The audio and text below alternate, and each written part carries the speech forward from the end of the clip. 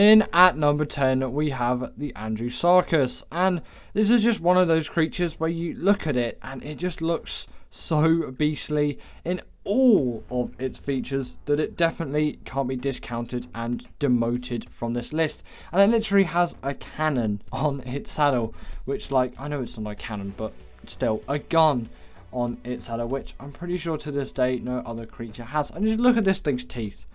I know it is not just a creature that looks strong, must be strong, but this creature deals a heck of a lot of damage and is an extremely versatile one as well, having quite a range of mobility features too, and it's essentially, in my opinion, the Thylacoleo on steroids. So I really had to include this thing in at the number 10 spot, as it is just such a beastly creature to me. Next up, we've got the Rex, and I had to include this thing here. Come on, it is the Rex after all. It does deserve to make an appearance on this list.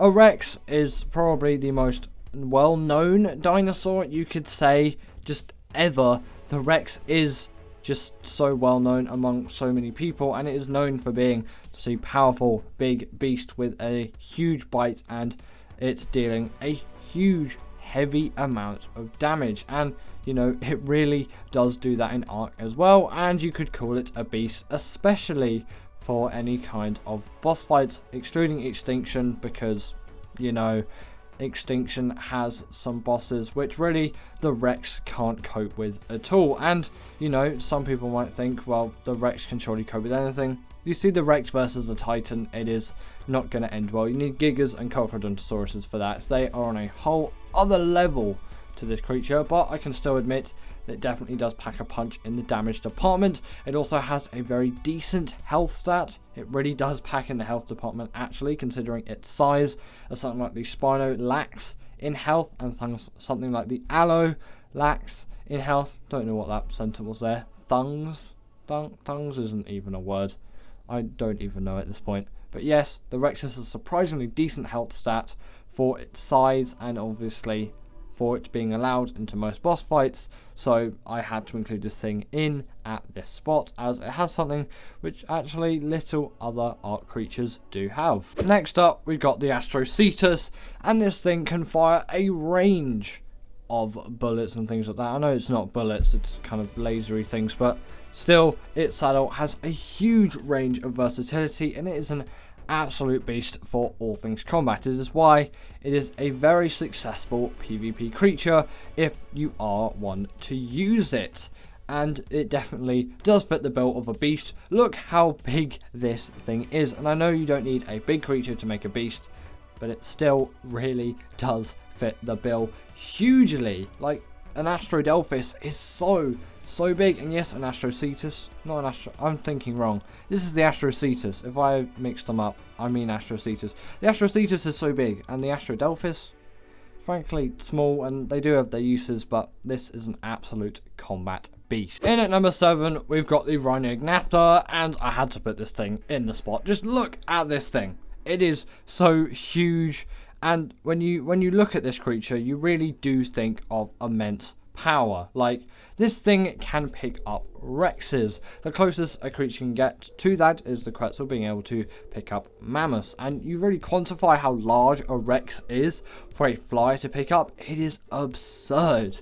Although the Rex is, I think, slightly bigger than this creature overall, so it looks quite goofy actually when you're flying around with you literally being able to pick up a Rex. And actually, I think this works quite well on normal Ark, considering how rare they are. But on ASA, they seem to be absolutely everywhere in the swamp biomes, and I really think Wildcard should reduce the rates. The weights down on these things is actually incredible, by the way. They don't need to, they can if they want. I don't really think they would nerf this creature though. Although, I am kind of hoping they do, as it is an absolute cheat at the moment for so many things, especially raiding bases on a PvP scenario. You just get so much power with a creature like this. It is frankly insane. And, you know, from this, you can just get such a great creature. And it is definitely a beast, and it's probably one of the best combat creatures out there, to be frank. And for its ability for it to fly really does add to its combat. I don't know why I'm struggling so much to talk today. It's been a long day. But I'm sure you're noticing here me actually taming this thing. I do have a guide. If I remember to put a card, there should be a card here at some point. But yes, for it being a flyer, it is just one of the best, if not like the best beasts of the sky, and it really is uncompetable. Even with creatures like the wyvern, they pale in comparison compared to this thing. Next up, we've got the Shadow Mane, and there's a lot which I do have to say about this creature.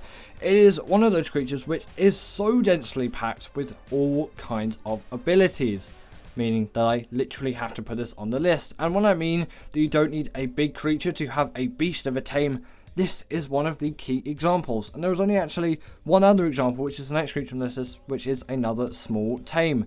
And I guess the Sarus does fall into this bracket as well. There are so many great smaller tames out there that are absolute beasts, and this thing packs so hard in the damage department. And it also has a huge range of mobility as well. It has the hydration buff, which only it and the Spino share, and it really does pack a punch in everything: damage, boss fights, health, stamina, weight, and it is really good for movement as well. You can even go invisible and all those things, and is a great swimmer in the water, which you can't really say about most carnivores, and especially really big beefy tames. In at number 5, we've got the Deinonychus, and this had to be here. Come on, this creature is an absolute cheat when it comes to so many things, and quite a lot of people will maybe prefer the Shadow Man over this creature, but I prefer the Deinonychus every day. Unless we're going to the water, then I'll go for the Shadow Man.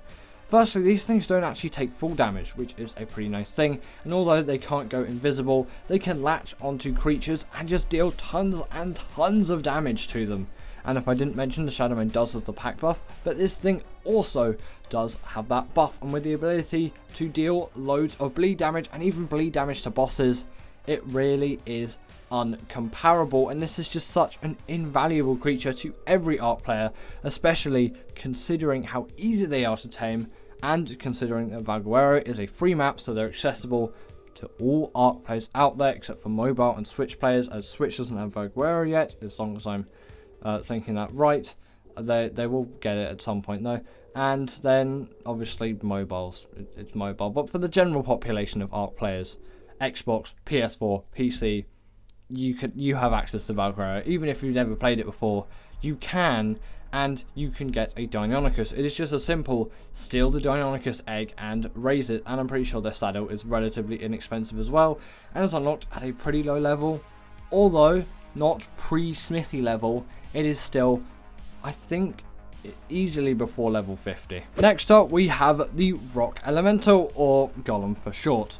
Don't know why there's a kind of difference there, but you know, here we go, the Golem. I'm just going to call it that because that's what I refer it to, but it is technically the Rock Elemental if you go by its actual name. And you can probably tell why this thing is a beast. It is a literal rock giant being capable of a wealth of damage, and it really does pack a punch. Like, come on, this creature is so beefy, and it deals a heavy amount of damage, and it is a very good tank for PvP scenarios. And yes, while you can use a creature like a Stego, this is going to be significantly better for the job, apart from rider protection, because I'm pretty sure it doesn't have it.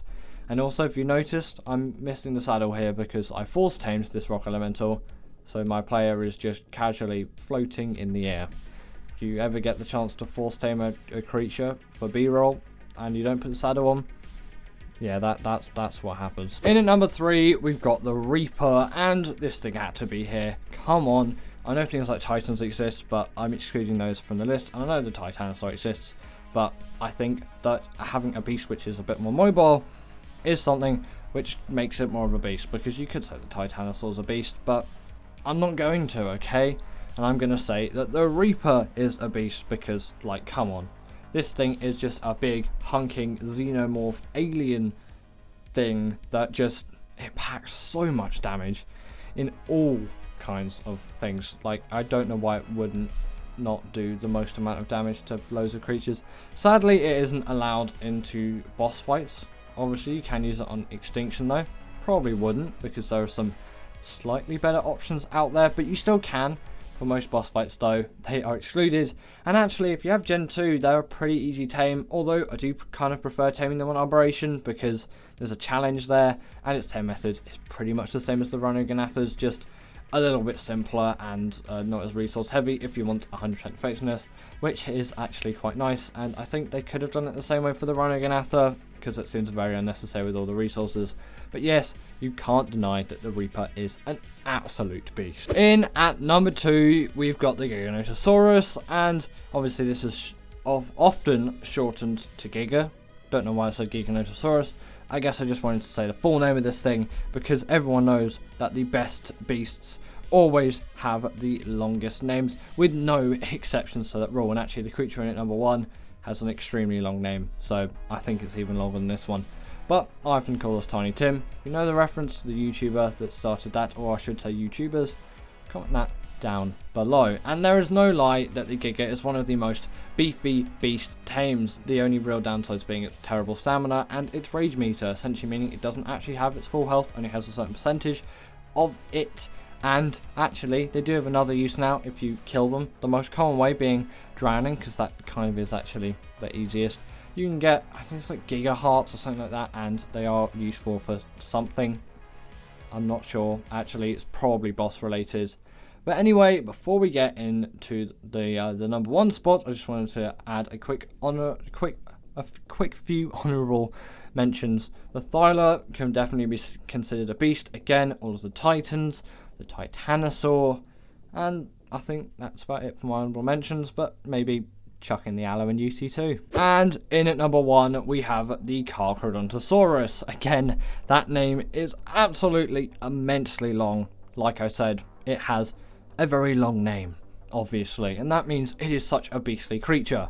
Essentially, this is the Giga on steroids. That stamina issue has been fixed now, and also they are just a faster creature, and the rage meter is gone. And that's probably because compared to the Giga, there are just some other creatures now which kind of outperform it in a way for some aspects, so it doesn't need the rage meter anymore to kind of fit into it. And this thing also has the blood rage, which when full actually allows it to do even more damage than the Giga, which is one reason why I would say that it is significantly beefier. And you can see me leveling up all the stamina here. Do not do this if you actually tame one of these things. And I do actually have a guide. There'll be a card at some point probably for a guide to this thing if you want to know how to tame it. It's quite simple actually, although if it's in a blood rage, which you can tell because like blood coming out of its mouth, then wait until that blood rage has finished. You can do that by just killing all the creatures around it. Sometimes even enclosing it in an area will help you, but make sure not to harvest the bodies of those creatures if possible, because then you can use them in the taming process. And then you'll have a pretty easy tame. You just have to wait for that buff to finish off, otherwise this thing won't be tameable. But anyway, that is the end of today's video, and I really hope that you enjoyed as I enjoyed making it. As always, comment down below what is the most beastly Ark tame out there, and did you agree with this list? And with that, I'll see you all later.